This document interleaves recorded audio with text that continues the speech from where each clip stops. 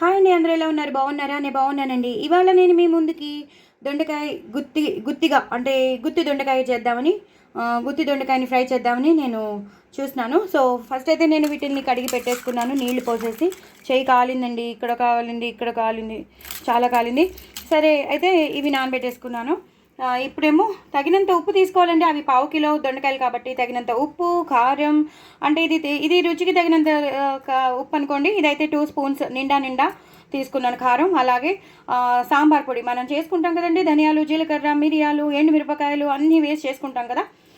మినప్పప్పు, శనగపప్పు, కరివేపాకు అన్నీ వేస్ట్ చేసుకుంటాం కదా. ఆ సాంబార్ పొడి నేను ఆల్రెడీ మీకు పంపించాను, సాంబార్ పొడి ఎలా చేసుకోవాలో. సో అది చూసేస్తే మీకు వచ్చేస్తుంది.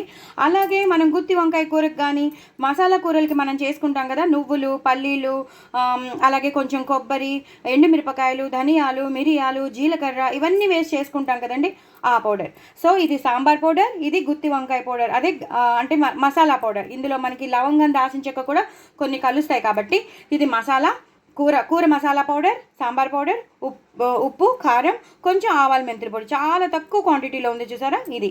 సో ఇవన్నీ మనం కలిపేస్తామన్నమాట. ఇవన్నీ కలిపేస్తే ఏమవుతుందంటే ఇలాగైపోతుంది. దీన్ని మనం ఈ ఏదైతే దొండకాయలు ఉన్నాయో, వంకాయలు కాదు, ఎప్పుడు వంకాయలనే వస్తుంది. ఈ దొండకాయలని 2గా కానీ 4గా కానీ చీల్చుకుని చీల్చుకున్న వాటిల్లో ఈ స్టఫ్ని దూర్చుకోవాలి. అంటే మీరు తీసుకున్న దొండకాయలని బట్టి ఉంటుంది.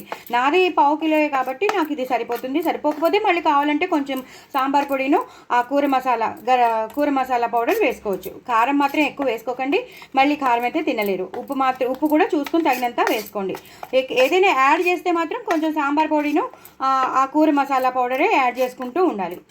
అయిపోయిందండి. ఇది నేను ఇలా పెట్టేసుకుంటాను. ఇలా పెట్టేసుకున్నాక నేను అవి తరిగేసుకుని అందులో స్టఫ్ చేసేసుకుని ఫ్రై చేసేటప్పుడు మీకు చూపిస్తాను.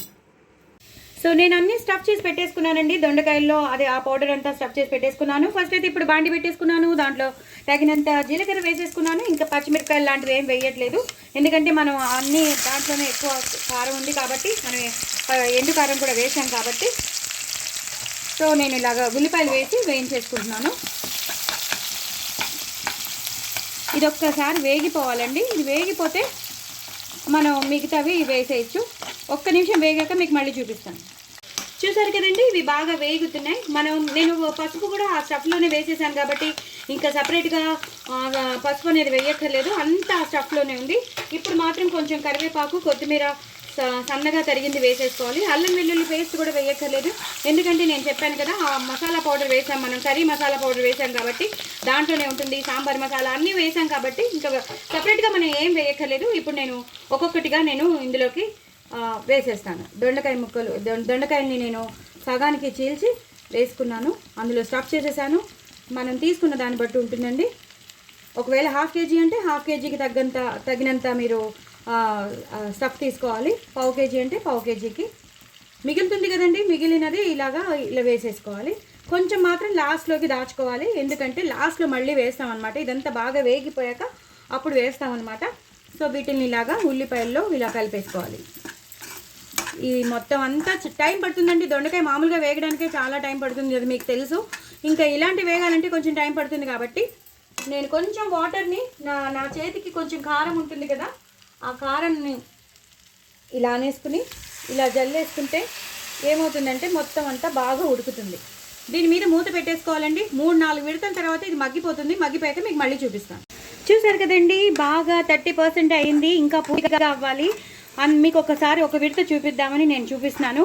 సో ఇంకా 30% అయిందండి. ఇది మొత్తం ఇలా సాఫ్ట్గా అయిపోవాలి. దీని కలర్ మారిపోతుంది, అప్పుడు మనం బంద్ చేసుకోవచ్చు. అంటే కూర అంతా అయిపోయినట్టే. లాస్ట్లో కొంచెం ఆ పొడి జల్లేసి ఇంకా టైం పడుతుందండి. ఇంకో 2-3 విడతల వరకు అలాగే వదిలేసేయాలి, మూత పెట్టి వదిలేసేయాలి. అవే మగ్గిపోతాయండి. చాలా చాలా టేస్టీగా మాత్రం ఉంటుంది. దయచేసి నా ఛానల్ని సబ్స్క్రైబ్ చేసుకోండి, సపోర్ట్ చేయండి, ఇంకో నలుగురికి షేర్ చేయండి, నా ఛానల్ని ప్రమోట్ చేయండి.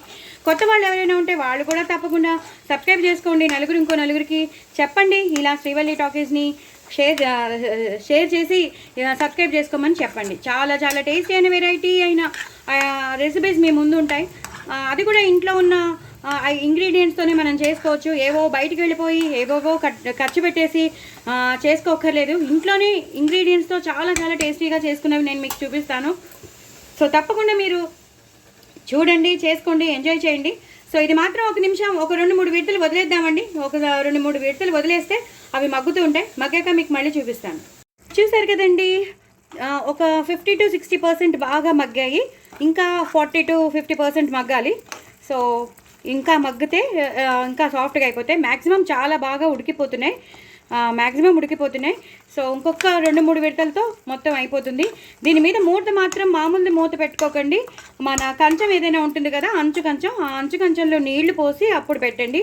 సో దట్ అడుగంటకుండా మాడిపోకుండా ఉంటుంది. నేను చెప్పాను కదా అని మూత పెట్టేస్తే మాత్రం అడుగున మాడిపోతుంది. సో అలా చేయకండి. కంచంలో నీళ్లు పోసి, అంచు కంచం ఉంటుంది కదా, ఆ అంచు కంచంలో నీళ్లు పోసి మూత పెట్టండి. అలా 2-3 విడతల తర్వాత కానీ అది అవ్వదు. సో ఇది బాగా సాఫ్ట్గా అయ్యాక మీకు మళ్ళీ చూపిస్తాను. చూసారు కదండి, చాలా బాగా అయిపోయి, చాలా సాఫ్ట్గా అయిపోయి. మనకి తెలిసిపోతుందండి, కలిపేటప్పుడే మనకి తెలిసిపోతుంది. గట్టిగా ఉండకుండా సాఫ్ట్గా ఉంటుంది. మనకి కలపడానికి ఈజీగా ఉంటుంది. దాన్ని బట్టి తెలిసిపోతుంది. ప్లస్ కట్ చేస్తే తెలిసిపోతుంది. నేను కట్ చేసి చూసాను కాబట్టి నేను మళ్ళీ ఇంకా కట్ చేయలేను. సో గుత్తి దొండకాయగా తిందాం అనుకుంటున్నాను కాబట్టి కట్ చేయను. సాఫ్ట్గా అయిపోయిందండి. లాస్ట్లో మాత్రం నేను మీకు ఇందాక చెప్పాను, కొంచెం పొడి ఉంచుకుని ఆ పొడిని ఇలా జల్లమని చెప్పాను. సో దట్ చాలా టేస్టీగా ఉంటుంది. ఎందుకో తెలియదు మాత్రం. అది మాత్రం ఉడికిన బాగా స్టఫ్ ఉడికిపోయాక ఇలా వేస్తే మాత్రం చాలా బాగుంటుంది. అలాగే కొత్తిమీర, కరివేపాకుతో గార్నిష్ చేసేసుకోండి. అంతేనండి, కూర అయిపోయింది. చాలా డెలీషియస్గా ఉన్న, చాలా టేస్టీగా ఉండే గుత్తి దొండకాయ కూర మీ ముందు ఉంటుంది. ఈ పిల్లలు వదిలిపెట్టరు, పెద్దవాళ్ళు వదిలిపెట్టరు. ఇలా నంచుకుని తినాలండి. ఒక వేడి అన్నంలో ఒక్కొక్క ఇలా మసాలా తీసుకుని నంచుకుని తింటే ఎక్కడో ఒక స్వర్గం ఎక్కడో ఉండదు, ఇక్కడే ఉంటుంది. మన హైదరాబాద్, మన ఇండియాలోనే ఉంటుంది, మన తెలుగు వంటల్లో ఉంటుంది. సో డూ ట్రై ఇట్ అండి. నా ఛానల్ మాత్రం సబ్స్క్రైబ్ చేసుకోండి, సపోర్ట్ చేయండి. ఇంత టేస్టీ అయిన గుత్తి దొండకాయ మాత్రం చాలా టేస్టీగా ఉంటుంది. నేను చెప్పిన మసాలాలు అన్నీ వేసుకోండి. నేను చెప్పినట్టు అన్నీ కలిపి అందులో స్టఫ్ చేసుకుని ఇలా నేను చెప్పినట్టు కంచెల్లో నీళ్ళు పోసుకుని చక్కగా ఇలా ఉమ్మగిల్లేటట్టు చేసుకుని ఇలా చేసుకోండి. అద్దరిపోతుంది. నేనైతే నాకైతే చాలా టెంప్టింగ్గా ఉంది. మరి మీకు ఎలా ఉందో తెలీదు. మీరు తప్పకుండా చేసుకుని నా కామెంట్ బాక్స్లో పెట్టండి. నా ఛానల్ మాత్రం సబ్స్క్రైబ్ చేసుకోవడం అసలు మర్చిపోవద్దు. చూడండి ఎలా ఉన్నాయో ఒక్కొక్కటి. ఓకేనండి, బాయ్ అండి.